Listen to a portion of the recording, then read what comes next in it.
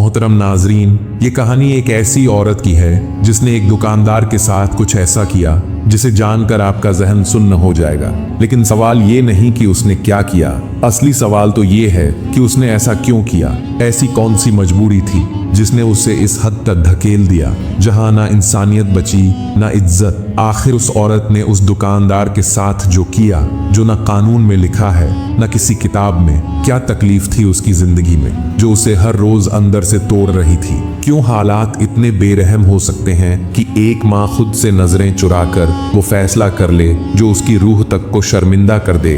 उस दिन जब दुकानदार ने दरवाजा बंद किया, औरत ने आंखें नहीं झुकाईं। उसने अपनी आत्मा को झुलसते हुए देखा और फिर भी वो वहीं रुकी रही। क्यों? क्योंकि पीछे घर में 4 मासूम बच्चे थे जिनकी आंखों में आंसू नहीं, सिर्फ इंतजार था। और सामने था एक दुकानदार जिसने सौदा मांगा था, पर पैसों का नहीं, कुछ और। जानिए उस एक दिन की पूरी सच्चाई जिसमें दुकानदार और औरत के बीच जो हुआ वो सिर्फ एक सौदा नहीं, एक माँ की मजबूरी की आखिरी चीख थी। ये कहानी नहीं, ये उस औरत की चीख है जिसे इस समाज ने सुनने से पहले ही गुनहगार बना दिया। जानिए इस दर्दनाक वाकये की पूरी दास्तान आगे इस कहानी में। जिस औरत की आज हालत देखकर आपका दिल कांप उठेगा, उसकी जिंदगी कभी इतनी खुशहाल थी कि हर रोज एक ईद की तरह लगता था। शौहर था, मेहनती, मोहब्बत करने वाला, बच्चों से दिल लगाने वाला। 4 प्यारे बच्चे थे और एक छोटा सा मगर सुकून भरा घर था। सुबह की चाय हंसी में होती, रात का खाना दुआओं में। बच्चों को जो चाहिए होता बाप दौड़ कर ला देता। और वो माँ, वो तो हर नमाज में अल्लाह का शुक्र अदा करती थी। मगर अफसोस, वक्त हमेशा एक जैसा नहीं रहता। एक दिन अचानक उसका शौहर, उस घर की रीढ़ की हड्डी, दुनिया को अलविदा कह गया। न कोई बीमारी, न कोई अलामत, बस एक हादसा और सब कुछ खामोश। उस दिन के बाद जैसे उस घर से हंसी, चैन और रोशनी सब उड़ गई। बच्चों की खिलखिलाहट अब रोने में बदल गई और वो माँ जो कभी सबसे ज्यादा मुस्कुराती थी, अब सबसे ज्यादा चुप रहने लगी। हालांकि शुरू के 2-3 साल तक उसने हिम्मत से काम लिया। थोड़ी सी जमा पूंजी थी, गहने थे, बेच बाच कर बच्चों को पालती रही। लेकिन हर दिन वो दीवारें सिकुड़ती जा रही थीं और एक रोज वो वक्त भी आ गया जब घर में खाने के लिए सिर्फ खामोशी बची थी। शौहर की मौत के बाद जिस माँ की आंखों में कभी उम्मीद की चमक थी, अब हर वक्त सिर्फ बच्चों के भूखे चेहरे घूमते रहते थे। शुरू में तो शौहर के जो थोड़े बहुत पैसे जमा थे, उन्हीं से किसी तरह बच्चों का पेट भरती रही। कभी एक वक्त की रोटी होती तो कभी सिर्फ सूखी चाय और बचा खुचा टुकड़ा। लेकिन जब वो जमा पूंजी भी खत्म हो गई, तब भूख ने असल चेहरा दिखाना शुरू किया। उसके पास कुछ पुराने जेवरात थे, शादी के वक्त मिले हुए, जिन्हें कभी बड़े गर्व से पहनती थी। अब उन्हीं को बेचकर अपने बच्चों की भूख मिटाने लगी। मगर ये भी हमेशा तो नहीं चलता। एक दिन वो भी खत्म हो गया। फिर क्या था? एक माँ जो कभी पर्दे में रही थी, अब दर दर भटकने लगी। कभी मायके के दरवाजे पर, कभी भाइयों के सामने हाथ फैलाया और कभी सास ससुर के दर पर जाकर रोई कि मेरे बच्चों ने 2 दिन से कुछ नहीं खाया। लेकिन जब हर दरवाजा बंद होता गया, तब वो लोगों के बर्तन साफ करने लगी। किसी के घर के बर्तन, किसी की जमीन का फर्श, किसी की गंदगी, सब साफ करती, सिर्फ इस उम्मीद में कि आज शाम को उसके बच्चे अम्मी भूख लगी है कहें तो उसके पास कुछ हो देने को। उसकी इज्जत रोज थोड़ा थोड़ा घिस रही थी, लेकिन बच्चों का पेट फिर भी कभी भरता, कभी अधूरा ही रह जाता। बच्चे, उन्हें क्या मालूम कि उनकी माँ किन हालात से लड़ रही है। उन्हें क्या पता कि अम्मी जब थाली में खाना परोसती है तो खुद भूखी रह जाती है। मासूम है वो, उनके लिए तो बस एक ख्वाहिश होती है, एक जिद होती है। अम्मी, पड़ोस के बच्चों ने आज दूध पिया, हमें भी चाहिए। अम्मी, वो तो बिस्किट खा रहे थे, हमें भी ला दो ना। मासूमियत इतनी बेखबर होती है कि उसे माँ की फटी चप्पलें, थकी आंखें और कांपती उंगलियां नजर नहीं आती। उन बच्चों को तो यही लगता है कि माँ के पास हर सवाल का जवाब है, हर मांग का इंतजाम है। लेकिन उधर माँ, वो हर रात अपनी गैरत से लड़ती है, अपनी थकावट से लड़ती है और सबसे बड़ी बात, अपनी मजबूरी से लड़ती है। दिल से रोती है लेकिन चेहरे पर मुस्कान रखती है ताकि उसके बच्चों को यह कभी न लगे कि उनकी भूख ने माँ को तोड़ दिया है। वो माँ जो अपनी रोटी से ज्यादा बच्चों की थाली की तरफ देखती है, जो चुपके से खुद भूखी सो जाती है ताकि बच्चे पेट भर कर खा सकें। वो हर दिन टूटती है सिर्फ इसलिए कि उसके बच्चे अपनी भूख के बदले मुस्कुराना सीख जाएं। लेकिन बच्चे बस अपनी खुशी मांगते हैं, उन्हें सिर्फ अपनी जिद दिखती है, अपनी ख्वाहिश, अपनी भूख और माँ तो बस उनकी आंखों में रौनक देखना चाहती है, चाहे उसके लिए उसे कितनी भी जिल्लत, कितनी भी थकावट, कितनी भी बेबसी क्यों न सहनी पड़े। उस रोज भी बच्चे वही कर रहे थे मासूमियत से मगर तोड़ देने वाली जिद। अम्मी, पड़ोस वाली आंटी के घर में कितनी खुशबू आ रही है, वो लोग कितनी अच्छी चीजें खा रहे हैं, आप हमारे लिए क्यों नहीं बनाती ऐसी चीजें? बच्चों को क्या पता, उनकी माँ के पास न राशन बचा है, न पैसे और न ही ताकत। उन्हें नहीं मालूम कि वो माँ सुबह से शाम तक कैसे दूसरों के घरों में झाड़ू पोंछा करती है, बर्तन धोती है और फिर टूटे हुए जिस्म से वापस लौटती है, सिर्फ इस उम्मीद के साथ कि आज शायद उनके लिए कुछ अच्छा ला सके। वो मासूम है, उनका हक है जिद करना, ख्वाहिश रखना। और वो माँ जो हर बार मजबूरी का घूंट पी जाती थी, इस बार अंदर ही अंदर टूटकर एक फैसला कर चुकी थी। उसने ठान लिया, जो भी हो जाए इस बार अपने बच्चों की जिद पूरी करूंगी, चाहे इसके लिए मुझे अपनी हदों को क्यों न लांघना पड़े। उस माँ ने वो सोच लिया था जो एक इज्जतदार औरत कभी सोच भी नहीं सकती। उस औरत ने आज तक कभी भी अपने बच्चों को वो सब नहीं दे पाई जो उनका दिल चाहता था। हर बार हालात से हार मानकर सिर्फ 2 वक्त की रोटी का इंतजाम कर लेती थी, लेकिन इस बार बात कुछ और थी। इस बार बच्चों की मासूम जिद उसकी रग रग में उतर गई थी। इस बार उसने ठान लिया था कि चाहे जैसे भी हो अपने बच्चों की भूख मिटाकर रहेगी, उन्हें हंसते हुए देखेगी। लेकिन रास्ता कहाँ था? वो फिर रिश्तेदारों के पास गई, माँ बाप के सामने हाथ फैलाया, कहा कि बच्चों की जिद अब मेरी हिम्मत तोड़ रही है। मगर जवाब में माँ की आंखें नम तो थीं पर हाथ खाली। उन्होंने बेबसी से कहा, बेटी, हमारे घर में भी फाका है, हमारे पास भी देने को कुछ नहीं। भाइयों ने भी 2 टूक कह दिया, हम क्या दें तुम्हें, हमारे अपने बच्चे भूखे हैं। और जब वो सास ससुर के पास गई तो वहां से ऐसा ताना मिला जिसने उसके दिल को चीर दिया। उन्होंने कहा, अब तू अकेली है, कोई अच्छा मर्द मिल जाए तो शादी कर ले, तुझे और बच्चों को सहारा मिल जाएगा। वो औरत कुछ पल तक चुप रही, फिर उसकी आंखों में आंसू आ गए। शायद वो शादी कर भी लेती अगर सिर्फ अपनी खुशी की सोचती, लेकिन उसने एक ही बात सोची, जिस मर्द ने मेरे बच्चों को जन्म नहीं दिया, क्या वो कभी उन्हें दिल से चाहेगा? क्या वो उन्हें वो प्यार दे सकेगा जो उनके बाप ने दिया था? नहीं दे सकेगा। और वहीं उसने दिल में फैसला कर लिया, मैं शादी नहीं करूंगी, मैं खुद हर तकलीफ झेल लूंगी, हर जुल्म सह लूंगी, लेकिन अपने मासूम बच्चों को किसी सौतेले बाप के रहम पर नहीं छोड़ूंगी। वो दरवाजे से निकली तो बाहर का सूरज नहीं, आग बरसा रहा था, लेकिन उससे ज्यादा आग तो अब उसके सीने में जल रही थी। भूख की आग, जिद की आग, बेबसी की आग। वो सड़क पर चली जा रही थी, हर चेहरा उसे अजनबी लग रहा था, हर दरवाजा उसके लिए बंद हो चुका था। वो खुद से पूछ रही थी, क्या अब वक्त आ गया है कि मैं अपनी इज्जत को भी कुर्बान कर दूं सिर्फ बच्चों की भूख मिटाने के लिए? और अगले ही पल उसका दिल कांप उठा, नहीं, मैं ऐसा नहीं कर सकती। मगर जब कोई रास्ता ना बचे, जब हर उम्मीद दम तोड़ दे, तब मजबूरी इंसान को कहां ले जाती है? ये सवाल अब उसके दिमाग को खाए जा रहा था। जेबें खाली थीं, बच्चे भूख से रो रहे थे। वो औरत खाली हाथ, टूटी हुई उम्मीदों और नम आंखों के साथ घर लौट आई। घर का दरवाजा खोला, अंदर कदम रखा और चुपचाप जमीन पर बैठ गई। कमरे की दीवारें उसे घूरने लगीं, जैसे हर कोना उसके हालात पर अफसोस जता रहा हो। उसने अपना सर दोनों घुटनों के बीच छुपा लिया और खामोशी से फपकने लगी। आंखों से आंसू नहीं, शायद उसके दिल की तकलीफ बह रही थी। दिल बार बार एक ही सवाल कर रहा था, क्या करूं, कहां जाऊं, किससे कहूं, कौन मेरी मदद करेगा? उसी पल उसे एक भूली बिसरी बात याद आई। कुछ दिन पहले उसकी पड़ोसन ने जिक्र किया था किसी आदमी का जो मुसीबतज़दा लोगों को पहले राशन दे देता है और बाद में पैसे लेता है। उस वक्त उसने उस बात को नजरअंदाज कर दिया था, लेकिन आज मजबूरी ने उस भूली हुई उम्मीद को फिर से जिंदा कर दिया। एक पल को उसकी आंखों में एक हल्की सी चमक आई, जैसे बुझती लौ में दोबारा जान आ गई हो। वो कांपते होंठों से बुदबुदाई, शायद अल्लाह ने अभी कोई रास्ता दिखाया है। लेकिन उसी के साथ डर ने भी उसे घेर लिया। क्या वो आदमी वाकई मदद करेगा? वो भूखी निगाहें,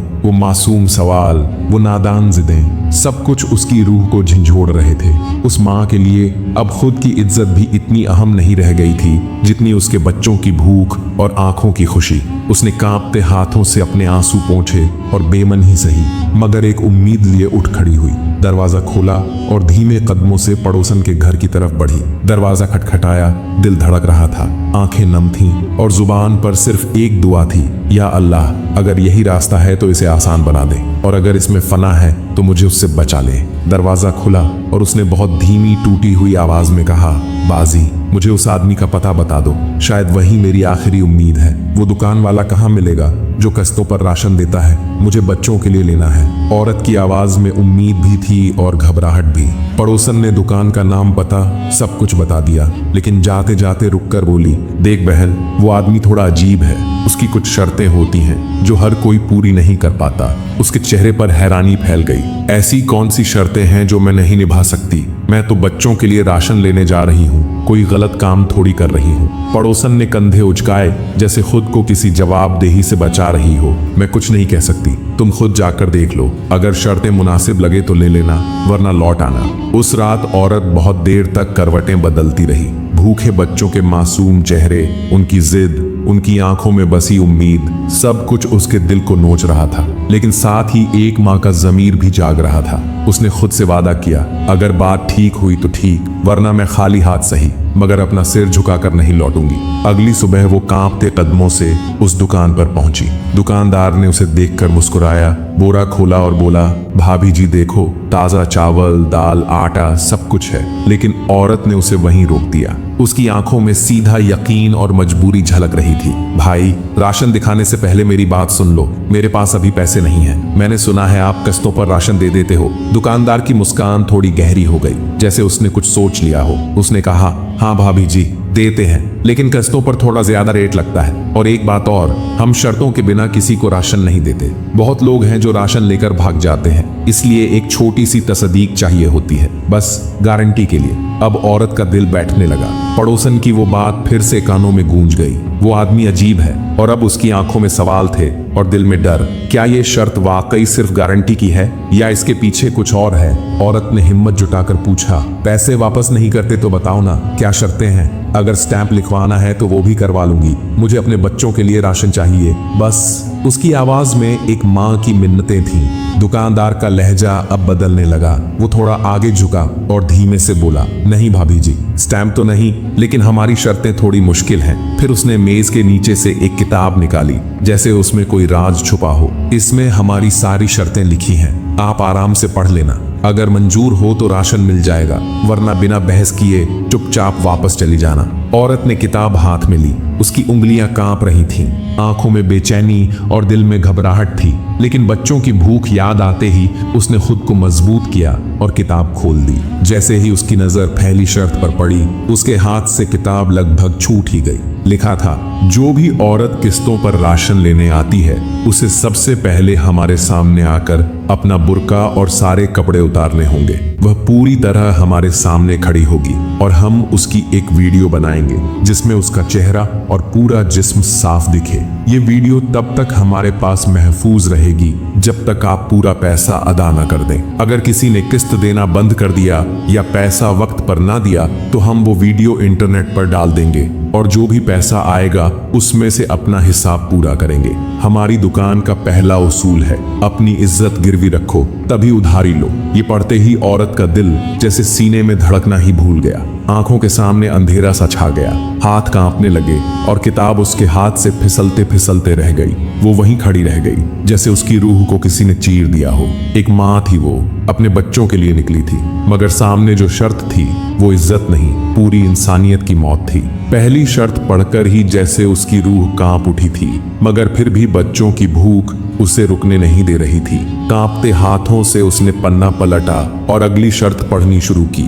अगर आप पहली शर्त मंजूर नहीं करती तो फिर हमारे पास दूसरा रास्ता है। आपको हमारे साथ जिस्मानी ताल्लुक रखना होगा। जब भी हम बुलाएं आपको हाजिर होना होगा। ये मुलाकात सिर्फ एक बार की नहीं होगी। ये सिलसिला तब तक चलेगा जब तक आपकी सारी किस्तें अदा नहीं हो जाती। और उसके बाद लिखा था, अगर आपने बीच में आना बंद कर दिया तो हम आपकी पहली वाली वीडियो निकालकर उसका इस्तेमाल करेंगे। इसलिए बेहतर यही है कि जब तक आपका कर्ज खत्म ना हो आप हर बार बुलाने पर वक्त पर पहुंच जाएं। यही हमारी दुकान का दूसरा उसूल है, इज्जत के बदले उधारी। ये पढ़ते ही जैसे उसकी रगों में बहता खून ठंडा पड़ गया, होंठ सूखने लगे और आंखों के आगे धुंध छा गई। सांसें जैसे रुकने लगी थीं, कमरे की हर चीज घूमती महसूस हो रही थी, जिस्म से जैसे जान ही निकल गई थी। उसने किताब बंद की मगर आंखें बंद नहीं कर सकी, क्योंकि उन आंखों के सामने अब बच्चों के मासूम चेहरे और इन शर्तों की हैवानियत एक साथ घूम रही थी। एक माँ थी, वो मजबूरी में थी, मगर ये शर्तें ये तो एक इंसान की नहीं, किसी दरिंदे की कलम से लिखी गई लग रही थी। अब सवाल ये नहीं था कि राशन मिलेगा या नहीं, सवाल अब उसकी इंसानियत और इज्जत की आखिरी लड़ाई का था। तीसरी शर्त पढ़ते ही औरत की दुनिया एक पल में और अंधेरे में डूब गई। किताब में लिखा था, अगर आप ये दोनों शर्तें नहीं मानती तो हमें एक स्टैंप देना होगा जिसमें साफ तौर पर लिखा होगा कि आप जिस मकान में रहती हैं, अगर वह मकान आपके नाम है तो हमें पूरा हक होगा कि अगर आप किस्तें वक्त पर अदा नहीं कर सकीं तो हम वह मकान अपने नाम करवा के बेचकर अपनी रकम वसूल कर लेंगे। यह स्टैंप कानूनी होगा और अगर आप बाद में इनकार करें तो हम आपके दस्तखत दिखाकर वह मकान बेच सकते हैं। ये तीसरी शर्त भी उसे जैसे किसी गर्म तवे पर जलती हुई आग की तरह महसूस हुई।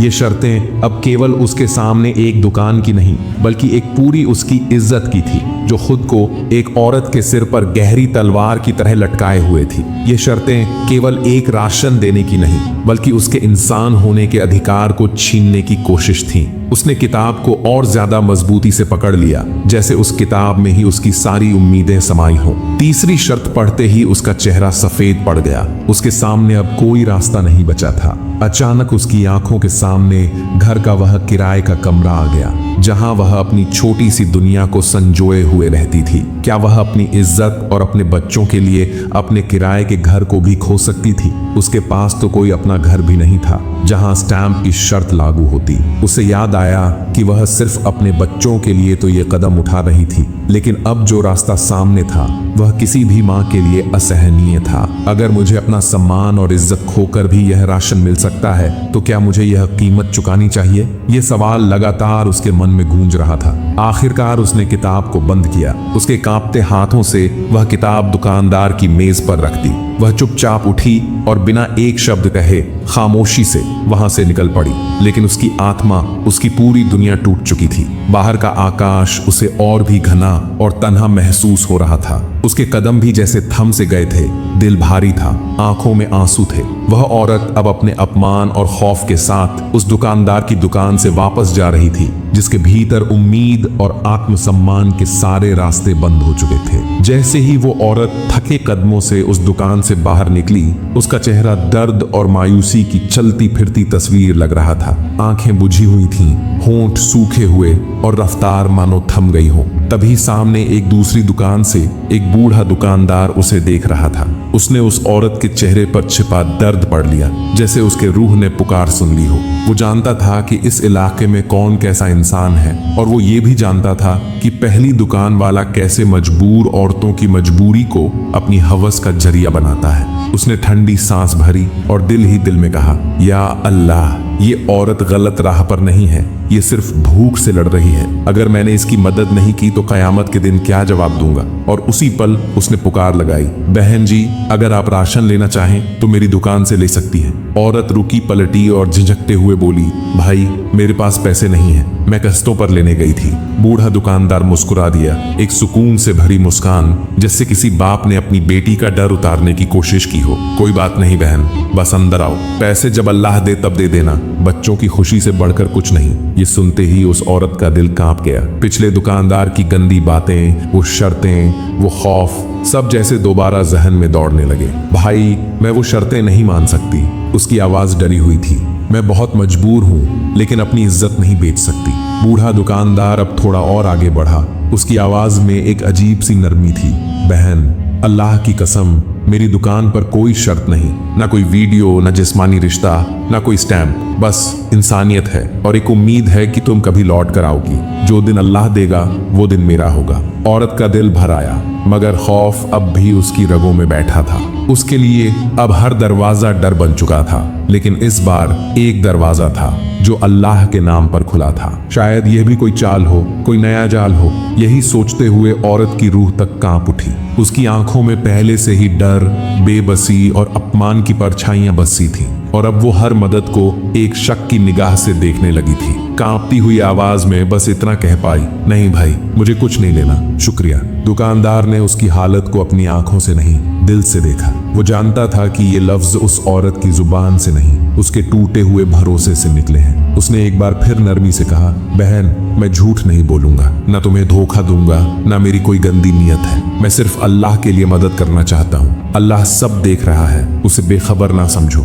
अगर यकीन हो तो जो चाहिए ले लो, बस बच्चों की खुशी के लिए। मगर उस औरत का दिल अब भरोसे की जमीन से फिसल चुका था। वो रुकी नहीं, कुछ बोली भी नहीं, बस तेज तेज कदमों से अपने घर की ओर चल दी, जैसे किसी डरावने जंगल से भाग रही हो। अल्लाह वाला दुकानदार दरवाजे पर खड़ा दूर तक उसे जाते देखता रहा। उसकी आंखों में एक दर्द था, एक समझ थी और एक इज्जत भी। उसने दिल में कहा, यह औरत शरीफ है, मजबूर है, मगर इज्जतदार है, इसे सहारा चाहिए। अब वो औरत किसी पर भी एतबार करने की हालत में नहीं थी। भरोसे की जमीन उसके पैरों से खिसक चुकी थी और दुनिया उसे अब सिर्फ एक शिकारी लग रही थी। दूसरी तरफ वो अल्लाह वाला दुकानदार अपनी दुकान के बाहर खड़ा था, बेचैन, गुमसुम। उसके दिल के अंदर से जैसे कोई सदा उठ रही थी, यह औरत अब खुद मदद नहीं मांगेगी, मगर उसकी खामोशी चीख चीख कर सब कुछ कह रही है। वो समझ चुका था, मदद मांगना अब इस औरत के लिए आसान नहीं रहा, इसलिए वो खुद ही उसकी मदद बनने निकल पड़ा। बिना कोई आवाज दिए, बिना खुद को जाहिर किए, चुपचाप उसके पीछे पीछे चलने लगा। उसका मकसद बस इतना था, मैं जान लूं ये लाचार और मजबूर औरत कहाँ रहती है, ताकि उसकी मदद ऐसे कर सकूं जैसे कोई फरिश्ता करता है, बेआवाज, बेनाम, बेजुबान। रास्ते में उसके दिल से बस एक दुआ निकली, या अल्लाह, अगर मेरी नीयत नेक है तो मुझे इस औरत का बोझ उठाने की तौफीक दे।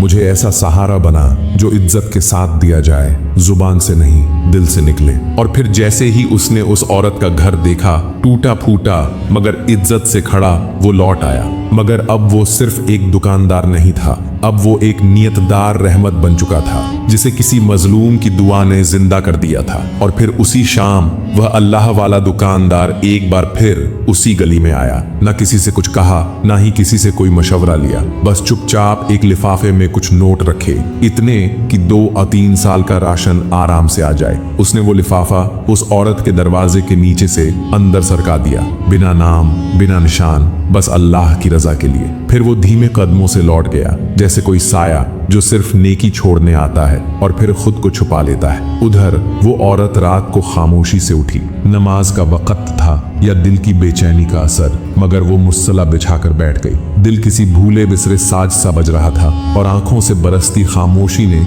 लबों से सारी दुआएं चुरा ली थी। जुबान खामोश थी, मगर दिल से एक गहरी आह निकल रही थी, ऐसी आह जो सीधे ऊपर वाले तक पहुंचती है। वो सिर्फ बैठी रही, खुदा के दर पर, बेबस मगर यकीन के साथ। आहें उठ रही थीं और फिर वो औरत सजदे में झुक गई। दिल से एक टूटी हुई तड़प निकली और आंखों से ऐसे आंसू बहे जैसे बरसों का दर्द एक पल में पिघल गया हो। ऐ मेरे अल्लाह, ऐ मेरे मालिक, तू ही जानता है मैं किस हाल में हूँ। मैंने कब किसी से कुछ मांगा, कब किसी के सामने रोई, बस तेरे दर पर आई हूँ, क्योंकि मुझे यकीन है तू सुनता है, तू देखता है। मेरी खामोशी भी, मेरे बच्चों की मासूम जिद भी और मेरे खाली हाथ भी। वो रोती रही, गिड़गिड़ाती रही, दुआएं मांगती रही। उसकी आवाज कांपती थी, लेकिन यकीन बुलंद था। या रब, तू अंधेरी रातों में भी रोशनी दे सकता है, तू बंद दरवाजों को खोल सकता है, तू बेआस को भी आस दे सकता है। बस मुझे झुकने से बचा ले, मेरी इज्जत को महफूज रख, मेरे बच्चों का पेट भर दे। इबादत करते करते ही उसकी थकी आंखों को नींद आ गई। सुबह जब आंख खुली तो आदतन वो सहन में कामकाज के लिए निकली, मगर जैसे ही नजर सामने पड़ी उसके कदम वहीं थम गए। जमीन पर एक लिफाफा पड़ा था। आंखें हैरत से फैल गईं, दिल जोर जोर से धड़कने लगा, लब खामोश लेकिन सांसें भारी। उसने इधर उधर देखा, कोई नहीं था, न कोई दस्तक, न कोई आवाज, न कोई चेहरा। कांपते हुए हाथों से उसने लिफाफा उठाया। लिफाफा भारी था और जब उसे खोला तो आंखें भर आईं। नोटों की गड्डियां थीं। कुछ पल तक वो बस उन्हें देखती रही, जैसे खुद से पूछ रही हो, क्या ये ख्वाब है? दिल में एक ही सवाल गूंज रहा था, कौन था वो? उसकी आंखें लिफाफे की नोटों की गड्डियों को घूरती रहीं, जैसे यकीन नहीं हो रहा हो कि ये हकीकत है। फिर बेकाबू होकर उसके होठों से एक जुमला निकला, अल्लाह, तूने मेरी सुन ली, तू वाकई देख रहा था। ये अल्फाज उसके दिल से निकले थे, टूटे हुए दिल के उस कोने से जहां सिर्फ दर्द जमा था। इतने पैसे थे कि अगर वो औरत कुछ भी न करे, सिर्फ बैठकर खाए, तो 2 साल तक उसका घर आराम से चल सकता था। उसकी आंखों से आंसू बहने लगे, मगर इस बार ये आंसू दुख के नहीं थे, ये शुक्र और सुकून के आंसू थे। वो फौरन जाकर मुस्सला बिछाकर बैठ गई। सजदे में गिरते ही बस यही कहा, ऐ मेरे अल्लाह, तूने मेरी सुन ली, तूने गैब से मेरी मदद की, तू ही सच्चा है, तू ही सबसे बड़ा है। फिर बिना देर किए उसने बच्चों के लिए बहुत सारा राशन घर में भरवाया, उनकी पसंदीदा चीजें खरीदी, नए कपड़े, अच्छे जूते और ढेर सारी खुशियां घर ले आई। मगर सबसे बड़ी खुशी उसके चेहरे पर इस बात की थी कि उसने किसी के सामने झुककर कुछ नहीं मांगा, न अपनी इज्जत को बेचा, न अपने जमीर से समझौता किया। उसने सिर्फ अल्लाह से मांगा और अल्लाह ने अता भी कर दिया। वो जानती थी यही एक ऐसी ताकत है जो गैब से भी मदद भेज सकता है और कभी किसी बंदे को दूसरों के आगे झुकने नहीं देती। फिर उसने नमाज पढ़ने के बाद रो रो कर अल्लाह से बहुत सी दुआएं की, मगर हर लफ्ज में शुक्र और हर आह में सच्चा भरोसा था। वो सिसकते हुए कह रही थी, या अल्लाह, तू हर दिल के हाल को जानता है, तू ही है जो अंधेरों में रोशनी पैदा करता है। हमें किसी के आगे हाथ फैलाने की नौबत ना देना, हमें हलाल और पाक रिज्क अता फरमा, ऐसा रिज्क जो हमारे बच्चों के लिए बरकत बने और हमारे दिलों को मुतमिन। फिर वो दुआ करने लगी, या रब, जो लोग बेरोजगार हैं उन्हें अच्छा और पाक रोजगार अता फरमा, जो माँ बाप अपने बच्चों की ज़रूरतें पूरी नहीं कर पा रहे उनके लिए आसानियां पैदा कर, उनके दिलों में सब्र और जुबान पर तेरा शुक्र कायम रख। उसकी दुआओं में दर्द था मगर साथ ही उम्मीद भी थी। या अल्लाह, जब दिल टूटते हैं, जेबें खाली होती हैं और दुनिया ठुकरा देती है, तब तू हमें थाम लेना। हमारे दिलों में ये यकीन कायम रखना कि तेरे खजाने कभी खत्म नहीं होते और तेरा दर कभी बंद नहीं होता। और फिर उस औरत ने वो अल्फाज कहे जो आज भी हर मजबूर इंसान की सच्ची आवाज है, या अल्लाह, औरतें और मर्द इज्जत के साथ जीना चाहते हैं लेकिन मजबूरी अक्सर उनका रास्ता काटती है। तू उनकी मदद कर, उनके लिए गैबी रास्ते खोल दे और उन्हें कभी अपने ज़मीर के खिलाफ फैसला लेने की नौबत ना दे। और फिर उस औरत ने अपने दिल को, अपने बच्चों को और अपने पूरे घर को अल्लाह की राह में लगा दिया। वो नेक राह पर चलने लगी और अपने बच्चों को भी वही तालीम दी कि वो भी हमेशा अल्लाह से ही मांगे। अगर आपको यह हमारा वाक्या अच्छा लगा हो तो हमारे चैनल को सब्सक्राइब ज़रूर करें।